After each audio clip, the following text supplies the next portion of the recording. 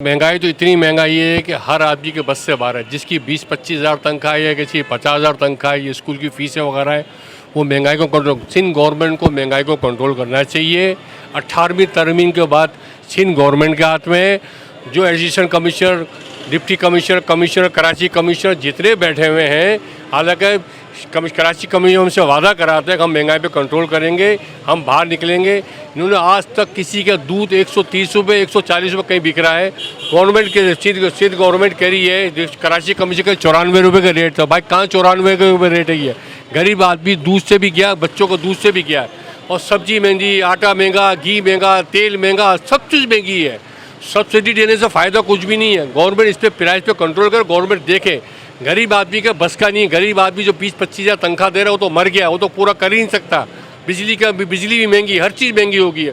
इस पर सिर्फ गवर्नमेंट को सोचना चाहिए। कराची कमिश्नर को नोटिस लेना चाहिए, वज़ीर आला को नोटिस लेना चाहिए, जब जाकर मसला, ऐसा मसला हल होने वाला नहीं है। ये सिंध गवर्नमेंट ने तो कहा कि नोटिफिकेशन उन्होंने निकाला कि 10 बजे तक बाजार खुला रहेगा, और जितने 10 बजे तक जब 10 बजे तक तमाम मार्केटें बंद हो जाएंगी।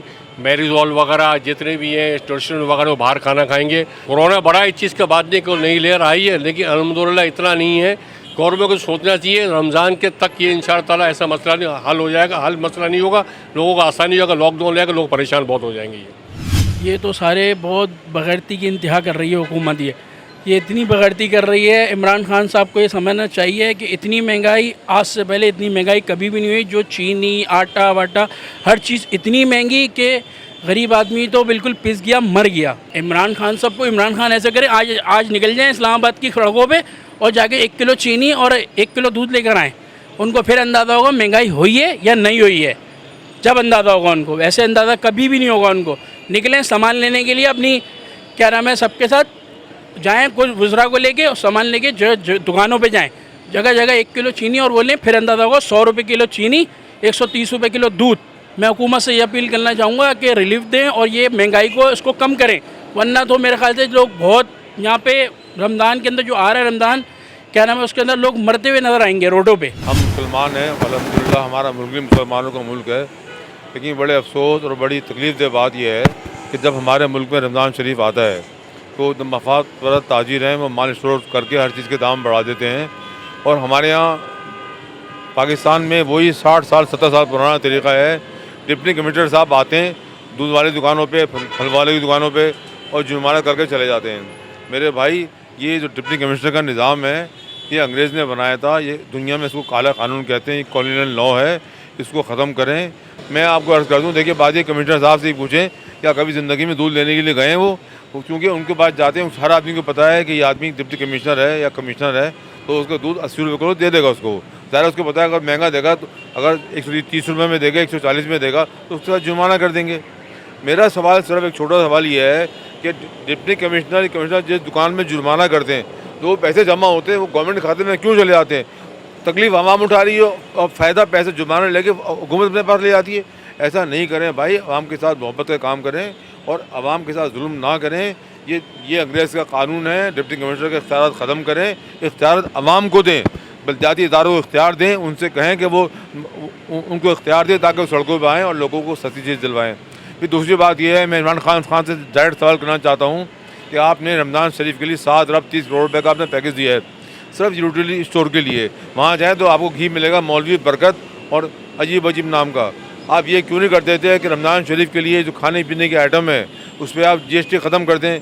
GST ख़त्म कर देंगे, हर पाकिस्तानी को, 22 करोड़ पाकिस्तानी को, ये मालदार है, गरीब है, अमीर है, सबको मिलेगा। 1 किलो घी के बाद 40 रुपये कम हो जाएंगे, चीनी पे 12 रुपये कम हो जाएंगे, आटे पे 10 रुपये कम हो जाएंगे। ये ड्रामेबाजी छोड़ें कि यूटिलिटी स्टोर को देंगे कि सेल जो है यूटिलिटी स्टोर की पूरे साल की 5 अरब की सेल नहीं है। आप 7 अरब की सब्सिडी देते हैं, किसको बेवकूफ़ बनाना चाहते हैं? आवाम के पैसे खाना चाहते हैं, जो बोलते हैं मैं आवाम को हमदर्द हूँ। ऐसे नहीं करें, आवाम के साथ रियायत करें।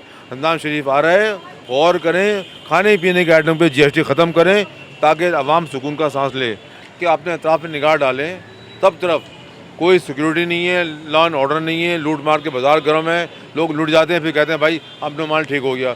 जब भी हम हर 3 महीने बाद जब जनरेटर का टाइम बढ़ाने के लिए आता है तो मुल्क में गड़बड़ होती है, उनको टाइम बढ़ जाता है। ये हम देखते हैं भाई, बुढ़े हो गए। मैं 8 साल की उम्र से देख रहा हूँ कि कमिश्नर साहब आते हैं, जुर्माना करके लाते हैं, बाद में चले जाते हैं। ये सिर्फ वक्ती चीज़ें हैं। आवाम को इख्तियार दें, जब तक आप ये इख्तियार ग्रॉस रूट लेवल पे लेके नहीं आएंगे, एक आम आदमी को आप इख्तियार नहीं देंगे, ये अदाब चलता रहेगा।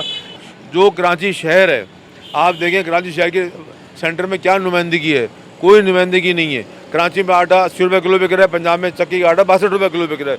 कराची में 18 किलो बढ़ते क्यों लेते हो भाई?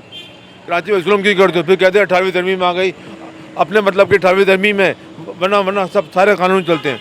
अगर ये बात मान ली जाए तो पेट्रोल कराची से पंजाब जाता है, वहाँ पेट्रोल महंगा क्यों नहीं है? आप कहते हैं गुंडू पंजाब से कराची आता है तो किराया खर्च होता है। अगर किराया खर्च होता है तो पेट्रोल भी किराया खर्च होता है। वहाँ पेट्रोल महंगा करें, कराची पेट्रोल सस्ता करें, ये जुल्म मत करें।